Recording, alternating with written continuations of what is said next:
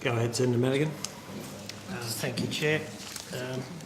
Is the NHMRC aware that the Brown County Town Health Board in Wisconsin in the USA has just declared that the Shirley Wind development is a human health hazard?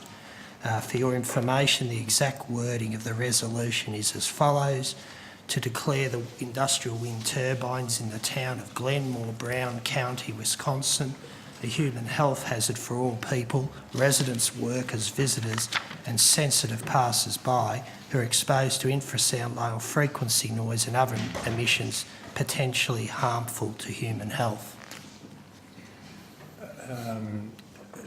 If our expert group, Senator, is not aware of that, I'm sure we can make them aware of that. I have not received at this stage the final update of the information paper, which is, I think you know, went out for public consultation, and there's been some further work looking at what peer review papers have been published in the last little while, so that we have the last up-to-date information. So I'm not aware personally, but we'll make sure that this information, if indeed it's based on some science that we can analyse, we'll make sure the committee has a look at that. Thanks, Professor Anderson. This declaration by the official local health body followed an important acoustic survey at the same location nearly 2 years earlier in December 2012 by 5 acoustic experts, some of whom worked for wind developers and one of whom is the highly regarded Director of Acoustic Standards in the US, Dr. Paul Schomer. Their joint report stated the 4 investigating firms are of the opinion that enough evidence and hypothesis has been given herein to classify low frequency noise and infrasound as a serious issue, possibly affecting the future of the industry. Why is there no mention of this important 2012 acoustic survey in any of the NHMRC documents published recently on this subject?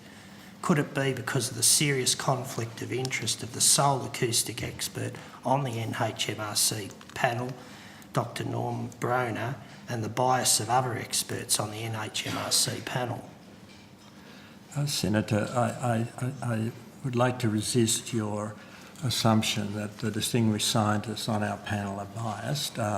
We certainly put in the public domain all the potential conflicts of interest, their declarations of interest in the public domain. And we're talking about many groups here, Senator. We're talking about the expert group that looks at the evidence. We talk about the expert group, different bunch of people who did the systematic review of the literature. We're talking about a different group who looked at the methodological review. We're talking about a different group that looked at the report of the expert group that did the information paper. I would like to resist the hypothesis that these some dozens of people, not just in Australia, involving a number of different acoustic experts, not just the one, would collectively, come with a bias to this. It's very serious. It's a very serious claim to make on a researcher that they're not acting as a scientist, taking things into account on the basis of the peer review literature. As I say, we have not got the final, very thorough 3 or 4 different expert groups looking at the expert group's work. We have not got that final document yet, and we hope to get it soon. We hope to take that to our council meeting in November, and then I'm sure that when we release it, there'll be many different views on what the hazards or lack of hazards of wind turbines are. All I can say, and say firmly, is that the NHMRC has no ideological or other view on this. We were brought this issue by a state government. We're concerned for their citizens. We picked up that concern. We've done this on purely scientific grounds, because that's our role in Australia's health, to look at evidence and to put out our view on the strength of that evidence. Now, this is a controversial area around the world, and there are many different views, and there are many different local authorities who have different views and so on. That's perfectly appropriate in a democracy. But our role is to dispassionately, using as much expertise as we can, both on our panels but also on our review panels, to come up with as evidence-based a comment as possible. And as you know, Senator, we've also committed to do additional research should that be required. So if the evidence is not clear, we are absolutely committed to do that additional research.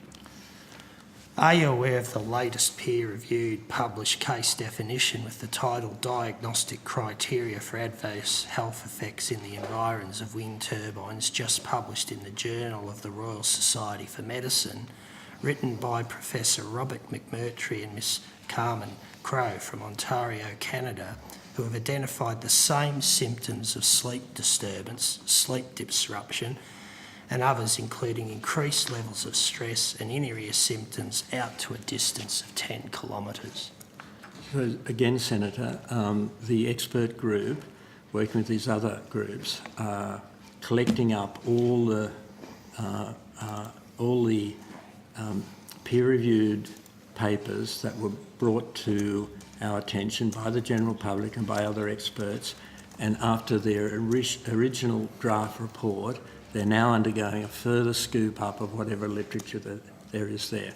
I'm not on the expert committee. I can't answer your specific question as to whether that particular paper has been picked up. You've now alerted us to it. We'll just make sure that is part of what is picked up. But I can assure you this is being done as thoroughly as possible at a high scientific level.